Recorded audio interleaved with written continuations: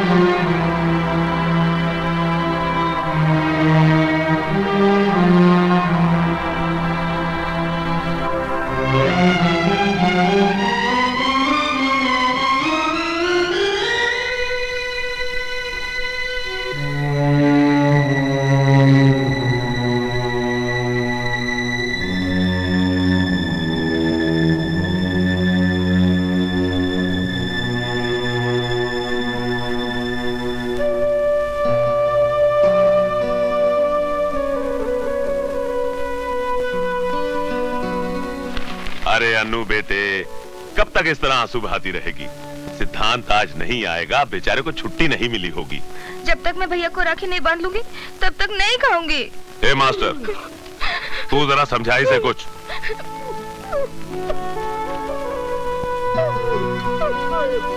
अरे देख देख तेरी तरफ कैसे हाथ बढ़ा रहा राखी बंधवाने के लिए।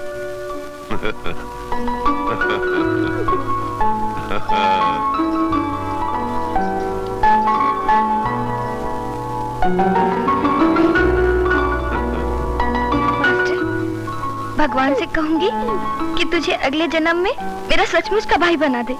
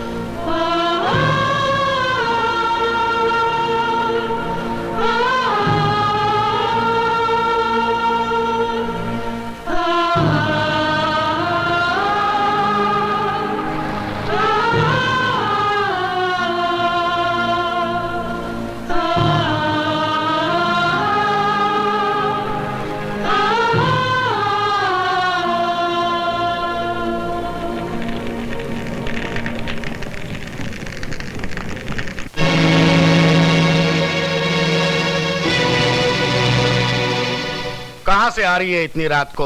सिद्धांत के घर से। क्या करने गई थी? गणपत के पाप का प्रायश्चित करने। उसका बिस्तर गर्म करके? ऊंची हवेली और नीची झोपड़ी वालों में यही तो फर्क है। गरीब नंगे जिस्म को ढकता है और अमीर ढके जिस्म को नंगा करता है। आज सिद्धांत चाहता तो मेरी इज्जत को पैरों तले रौंद सकता था, लेकिन उसने ऐसा नहीं किया। पिताजी, मेरी बात मानिए और गणपत भैया को पुलिस के हवाले करके इस दुश्मनी को यही खत्म कीजिए। रावण के घर में विभीषण गद्दार निकला था और तू मेरे ही घर में गद्दारी कर रही है। अपने ही भाई के गले में फांसी का फंदा देखना चाहती है तू? अन्नू भी किसी की बहन थी। कल आपकी बेटी के साथ कोई बलात्कार करे, उसे जान से मार डाले तो क्या करेंगे आप? जान से मार डालूंगा उस हरामजादे को। तो अपने हरामजादे बेटे को क्यों नहीं मारते आप?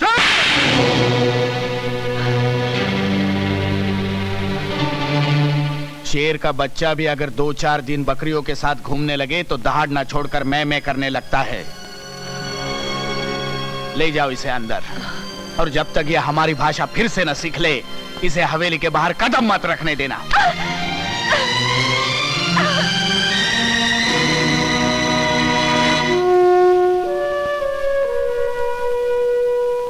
अन्नू के पोस्टमार्टम की रिपोर्ट आ गई है,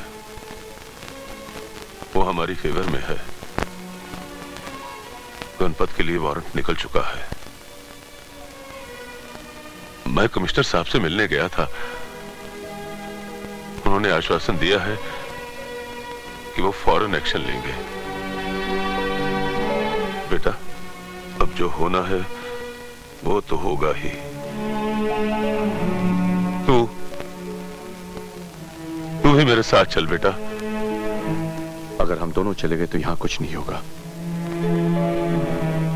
पुलिस वाले होकर भी हम अपने आप को इंसाफ नहीं दिला सके, तो फिर किस मुंह से उस कुर्सी पर बैठकर मैं लोगों से यह कहूंगा कि मैं उन्हें इंसाफ दिलाऊंगा? मैंने छुट्टी की एप्लीकेशन दे दी है। आप जाइए, मैं बाद में आऊंगा।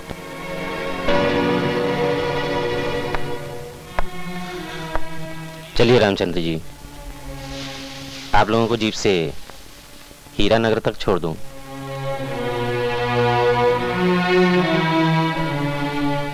सिद्धांत नहीं जाएगा।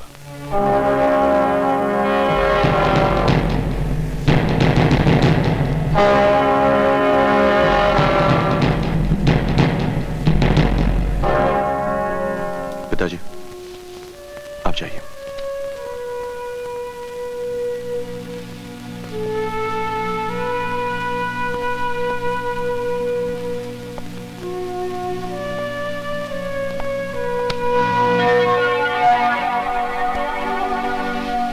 गणपत गिरफ्तार हुआ? वो फरार है। इस पूरे इलाके में उसका कोई पता नहीं।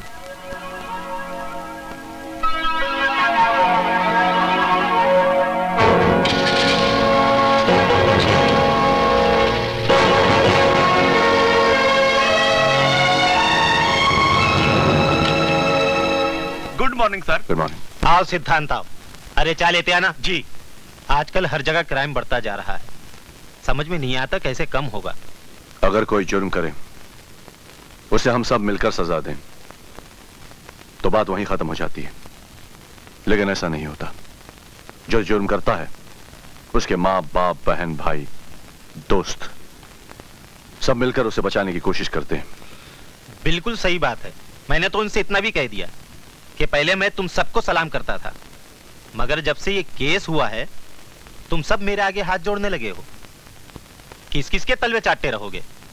इसलिए अच्छा यही होगा कि सिद्धांत के आगे हाथ जोड़ लो। उसकी हिम्मत तो देखिए, कहता है मैं अपनी बीवी और बहन को उसके बिस्तर पे लिटा दूं तो मुझे 20 बीघा जमीन देगा।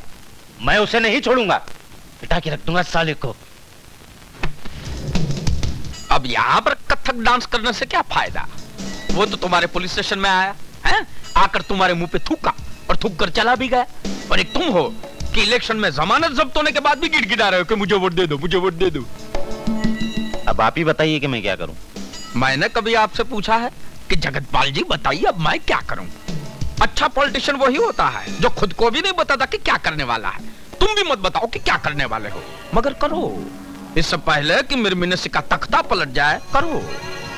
मैं दिल्ली जा रहा हूँ, हैं? वापस आने पर मुझे खुशखबरी देना कि सिद्धांत जी अब इस दुनिया में नहीं रहे। क्या रे मामू, चलना। चुप, अंदर कर दूंगा। वही तो मैं चाहता हूँ रे। कब करेगा अंदर मामू, कब करेगा अंदर मामू? मामू देखा, वो मुझे देखकर बिल्कुल नहीं भौंका। मामू वो तुझे अपनी जात वाला समझता है ना, इसलिए नहीं भौंका। क्या? तेरी तो डंडा मत दिखा रे, इतना बड़ा डंडा मत दिखा मामू।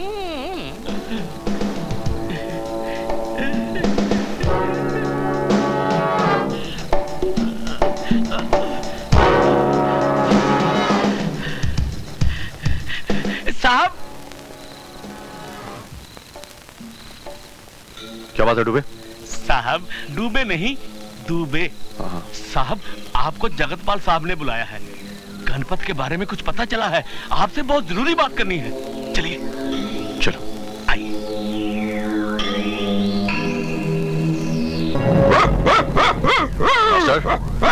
मास्टर, रखो जी क्या बात है? बांधे से। ठीक है।